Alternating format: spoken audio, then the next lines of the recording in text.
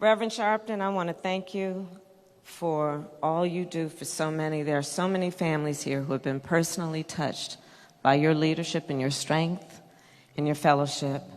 Reverend Dr. Lawrence Turner, thank you for welcoming us. Keisha Lance Bottom, Mitch Landrieu.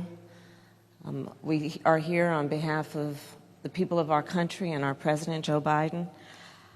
And we are here to celebrate the life of Tyre Nichols.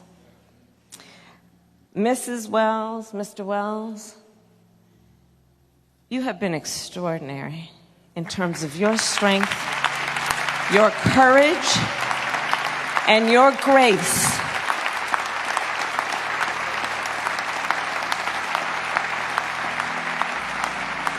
And we mourn with you, and the people of our country mourn with you. And I just have, I'm going to be very brief.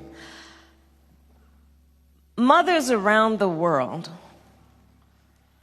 when their babies are born, pray to God when they hold that child that that body and that life will be safe for the rest of his life. Yet we have a mother and a father who mourn the life of a young man who should be here today. They have a grandson who now does not have a father. His brothers and sister will lose the love of growing old with their baby brother. And when we look at this situation, this is a family that lost their son and their brother through an act of violence at the hands and the feet of people who had been charged with keeping them safe.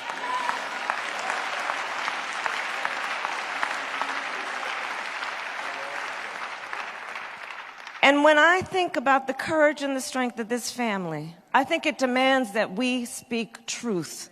And with this, I will say, this violent act was not in pursuit of public safety.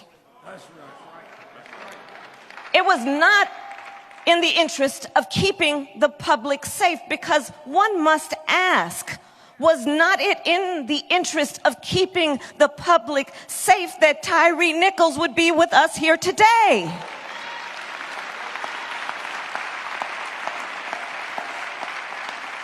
Was he not also entitled to the right to be safe? So when we talk about public safety, let us understand what it means in its truest form. Tyre Nichols should have been safe. So I'll just close by saying this. I was, as a senator, as a United States Senator, a co-author of the original George Floyd Justice and Policing Act.